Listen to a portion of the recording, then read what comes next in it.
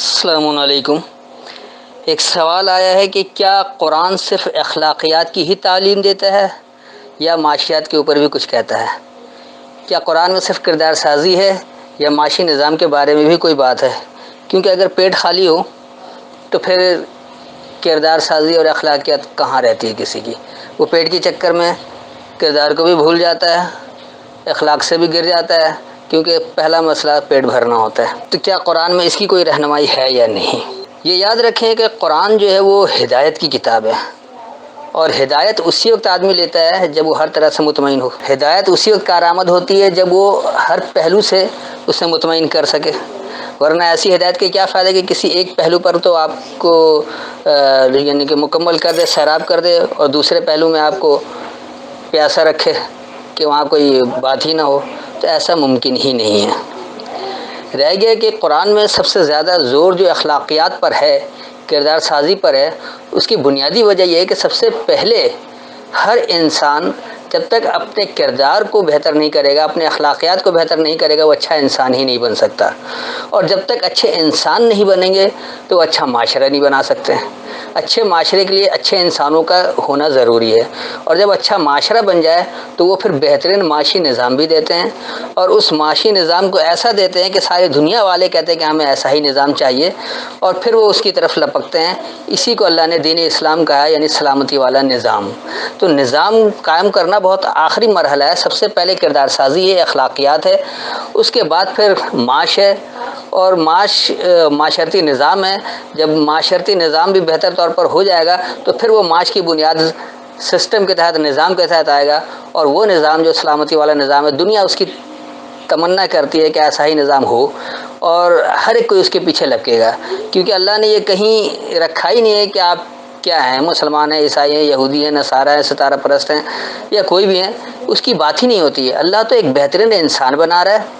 اور بہترین انسان بننے کے لیے سب سے پہلے کردار سازی ہے، اخلاقیات ہے، اس کے بعد پھر آپ کا بہترین معاشرہ بنا رہا ہے کہ ایسے لے کے ایک دوسرے کا خیال رکھیں گے، ایک دوسرے کا احترام کریں گے، انسانیت کا احترام ہوگا، اور جب یہ سب کچھ ہوگا تو پھر وہ سلامتی والا نظام قائم ہوگا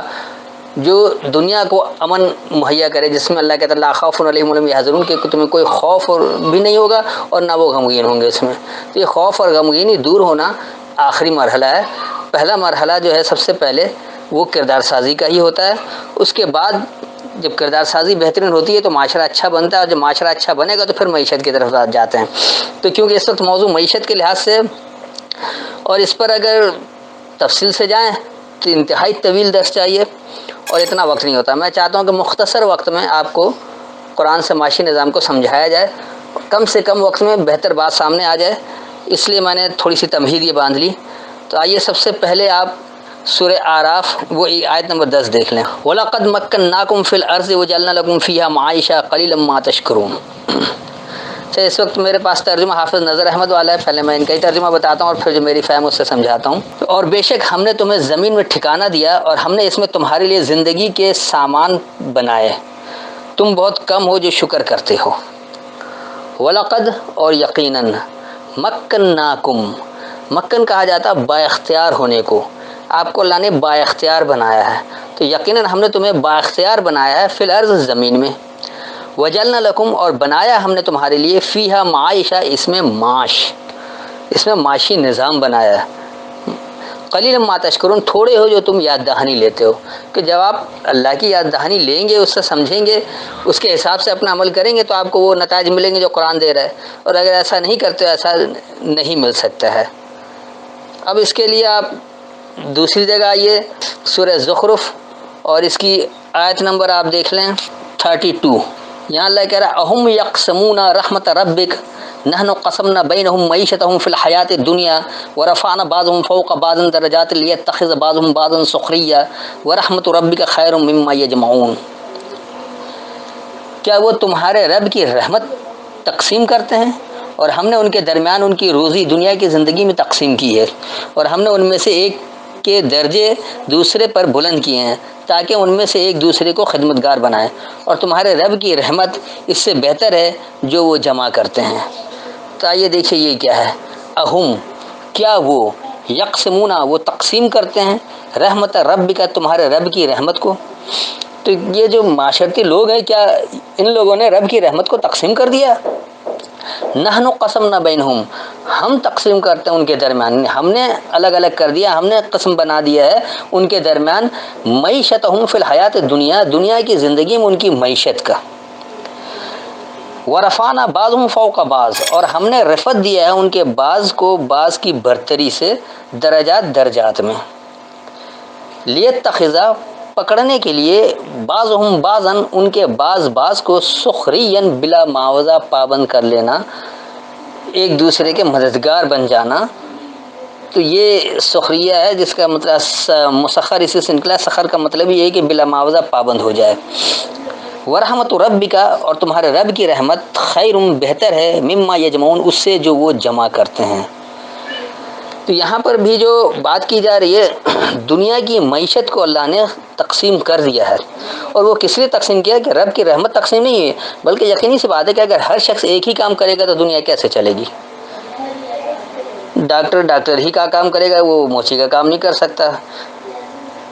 ایک انجینئر جو ہے وہ یقینی سی بات ہے کہ انجینئرنگ کا کام کرے گا، وہ آ کر کسی ایسی جگہ نہیں بیٹھے گا بینک میں بیٹھ جائے کہ وہاں اس کا کام نہ ہو سکے۔ تو یہ جو معیشت کی تقسیم ہے، یہ ایک دوسرے پر، ایک دوسرے کے ذریعے ساتھ مل کر چلنا، اور ایک دوسرے کے لیے بلا معاوضہ پابند ہونا ہے۔ گو کہ ہمارے یہاں معیشت کو تقسیم کر دے گا اور ہر ایک کا ایک معیار مقرر کر دے گا کہ فلاں کی تنخواہ اتنی اور فلاں کی تنخواہ اتنی، ایک مزدور کی تنخواہ کم ہے، ایک انجینئر کی تنخواہ زیادہ ہے، ایک الیکٹریشین کی زیادہ ہے۔ تو یہ جو تقسیم ہے، حالانکہ یہ تقسیم نہیں ہونی چاہیے، ضروریات زندگی آپ کو مہیا کرنا ہے اور کام اس کی صلاحیت کے مطابق لینا ہے تاکہ سب ایک دوسرے سے مل کر چلیں۔ تو ہمارے یہاں یہ جو نامنصفانہ تقسیم ہے، اس نے معیشت کا بیڑا غرق کر رکھا ہے، امیر امیر تر اور غریب غریب تر ہوتا چلا جا رہا ہے، اور اس کا نتیجہ بدامنی، خوف، حزن، سب کچھ قائم ہو رہا ہے۔ اس سے نکلیں گے تو بدامنی، خوف اور حزن سے باہر نکلیں گے۔ تو اللہ یہاں صاف لفظوں میں کہہ رہا ہے کہ کیا انہوں نے رب کی رحمت کو تقسیم کر دیا ہے؟ ہم نے ان کی معیشت کو دنیا کی زندگی میں ان کے درمیان تقسیم کر دیا ہے، اور ہم نے ان کے بعض کو بعض پر درجات میں رفعت دیا ہے، بلندی دی ہے کہ وہ پکڑنے کے لیے ان کے بعض بعض کو بلا معاوضہ پابند کر لینا، اور تمہارے رب کی رحمت بہتر اس سے جو وہ جمع کرتے ہیں۔ یہ ایک معیشت کا اصول ہے کہ ہر شخص ایک ہی کام نہیں کر سکتا، سب تقسیم ہیں، اور دنیا کی زندگی ایسے ہی چلتی ہے کہ ایک دوسرے کا ہر ایک کا کام کریں، اور اس میں یقین سے بات ہے کہ کسی کو رفعت ہے، نہیں کسی کو زیادہ بلندی ہے، کسی کو کم بلندی ہے، اس کے صلاحیت کے لحاظ سے کہ وہ ایک باصلاحیت شخص کتنا کام کر لیتا ہے، اور دوسرا جو کم صلاحیت والا ہوتا ہے وہ اسی کام کو کتنے کم میں کرتا ہے۔ تو اس صلاحیت کے لحاظ سے رفعت ملتی ہے، اور وہ درجات بھی ملتے ہیں۔ تو وہ کس لیے ہوتا ہے کہ ایک دوسرے کے لیے کام آ سکیں تاکہ دنیا کی زندگی چل سکے اور بہترین معیشت قائم ہو سکے۔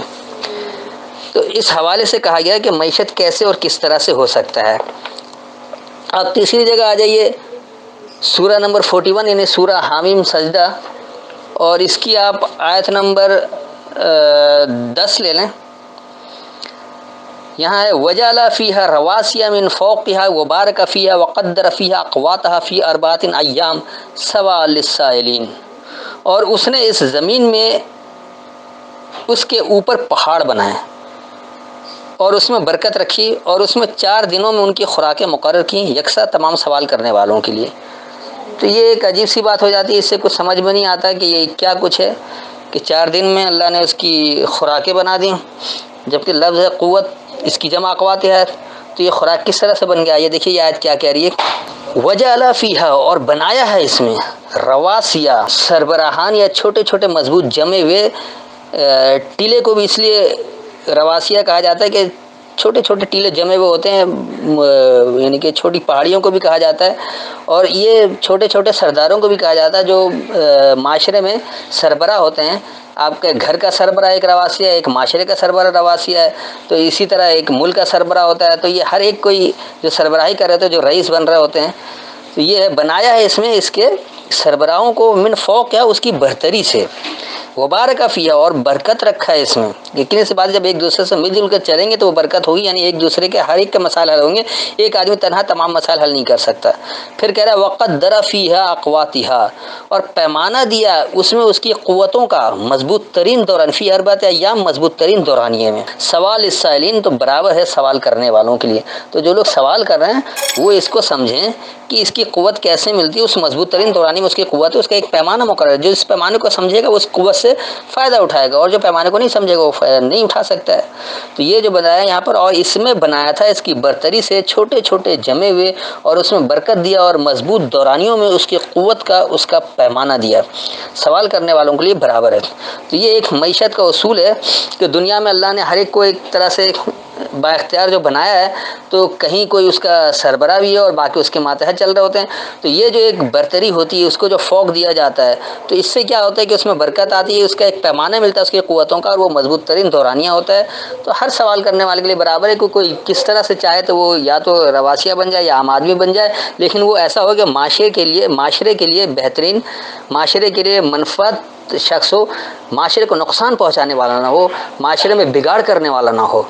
تو معاشرے کی اصلاح جو لوگ کرتے ہیں وہ ایک دوسرے کے لیے مددگار بن جاتے ہیں، اس کی قوت بن جاتے ہیں، اور ہر شخص ایک ہی کام نہیں کر سکتا، لہذا پیمانہ اس کا تقسیم ہے اور ہر ایک کوئی اس کے حساب سے کام کر رہا ہوتا ہے۔ تو یہ دراصل ایک معاشی پیمانہ ہے جو اللہ نے پہلے کہہ دیا کہ ہم نے تمہیں زمین میں بااختیار بنایا ہے، بااختیار بنا کر اس میں معاش بھی دے دیا ہے۔ اب تھوڑے ہو جو تم یاد دہانی، آپ یاد دہانی لیں گے، اس کے حساب سے چلیں گے تو بات آئے گی۔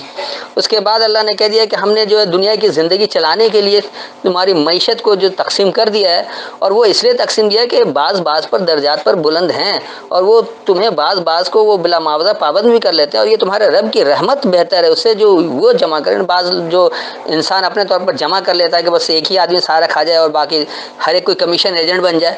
پاکستان کا برا حال اسی لیے ہے کہ یہاں ہر ایک کوئی کمیشن ایجنٹ بنا ہوا، باہر سے مال منگوا لیں گے، 10 روپے کے منگوایا 20 کا بیچ لیں گے، اپنے کمیشن کھڑا کر لیا۔ خود سے بنا کر کرنا،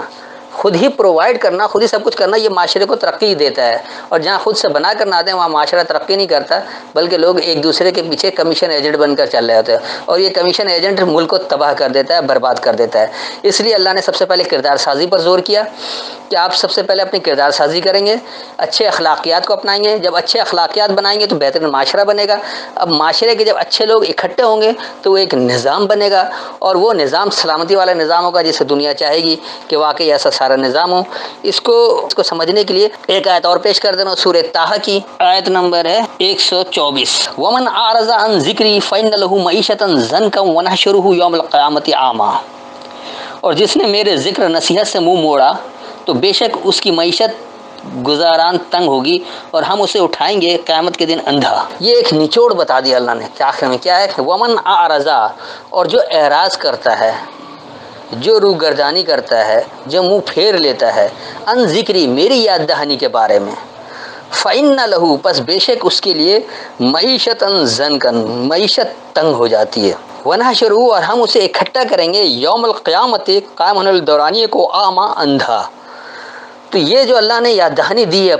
اپنی کتاب دی ہے، اپنی یاد دہانی دی، اپنی ہدایت نامہ جو دیا ہے، یہ اسی لیے کہ اس سے آپ ہدایت حاصل کریں۔ سب سے پہلے آپ کی کردار سازی ہوگی، اس کردار سازی کے بعد آپ بہترین معاشرہ بنا سکیں گے، اور جب معاشرہ بہترین بنے گا تو پھر معیشت بھی بہتر ہوگی، اور اس بہترین معیشت یعنی معاشرت اور معیشت مل کر وہ دنیا کے لیے ایک نمونہ بن جائے گا، ایک رول ماڈل بن جائے گا کہ واقعی ایسا نظام ہمیں چاہیے جو سلامتی والا ہو۔ تو بنیادی وجہ کیا ہے کہ ہم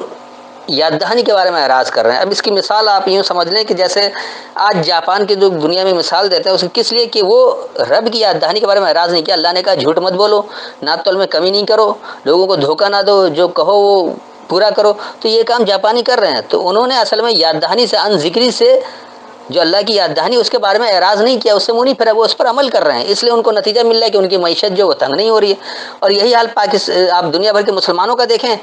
جو دعوے دار تو ہیں کہ ہم اللہ کی یاد دہانی والے ہیں، قرآن کو مانتے ہیں، لیکن اس کی یاد دہانی سے منہ پھیر رکھا ہے۔ اللہ نے کہا ہمیشہ سچ بولو، یہ ہمیشہ جھوٹ بولتے ہیں۔ اللہ نے کہا نعت تول میں کمی نہیں کرو، یہ ہمیشہ کچھ نہ کچھ کمی کرتے ہیں، اپنے مفاد کو مد نظر رکھتے ہیں،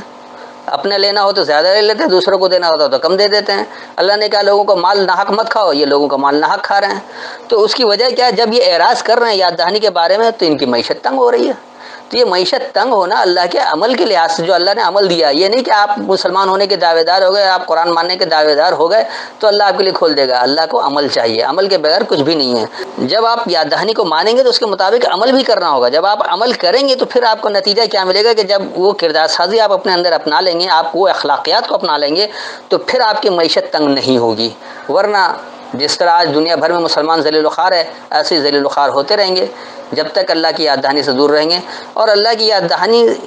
کے بارے میں عمل کرنے کے لیے آپ کو اس ہدایت کو اس طرح سمجھنا پڑے گا جس طرح اللہ نے دے رکھا ہے۔ اگر ہمارے روایتی مترجمین کی طرح چلیں گے اور یہ مروجہ ترجمہ لے کر چلیں گے تو انہوں نے تو نہ کردار سازی کرنی ہے اور نہ کچھ اور کرنا ہے، آپ کو عبادات میں لگا رکھیں گے کہ بس نمازیں پڑھو، روزے رکھو، حج کرو اور زکوٰۃ دو، اور بس یہ آپ کو ایسا پیکیج دے رکھا ہے، واشنگ پاؤڈر دے رکھا ہے کہ بس یہ کر لو، حج کر لو، آپ کے تمام گناہ معاف ہو جائیں گے، نمازیں پڑھ لو تو آپ کا گناہ معاف ہو جائے گا۔ یہ ہر وقت گناہ کرتے رہیں گے، گناہ معاف کرواتے رہیں گے اور عمل کچھ کرنا نہیں ہے، ہمیشہ بے ڈھنگا پن، پوری معیشت تنگ، معاشرہ تنگ، اور امن اور خوف سے دور، نہ امن کا تعلق ہوگا نہ یہاں خوف دور ہوگا، بلکہ آپ نے پورے معاشرے کو جکڑ کر رکھا ہے، پورے معاشرے کو آپ نے اس طرح ناہموار کر دیا ہے کہ ہمیشہ ایک بے سکونی سی رہتی ہے کہ پتہ نہیں کب کیا ہو جائے، کس وقت مر جائیں، کس وقت کیا ہو جائے، کس طرح کہاں کیا ہو جائے، کب کیا آفت آ جائے، تو ایک پریشان کن زندگی رہتی ہے، اس میں ٹھہراؤ نہیں ہے، سکون نہیں ہے۔ تو سکون اور ٹھہراؤ جبھی آئے گا جب اللہ کی یاد دہانی کے بارے میں اعراض کرنا چھوڑیں گے، آپ کی معیشت بھی ٹھیک ہوگی، آپ کا معاشرہ بھی ٹھیک ہوگا، اور آپ قائم ہونے والے دورانیے کو ایک بہترین معاشرے میں اچھے طور پر سامنے آئیں گے۔ میرے خیال میں اتنی وضاحت کافی ہے، پھر بھی کوئی سوال ہو تو بعد میں کر سکتے ہیں۔ السلام علیکم۔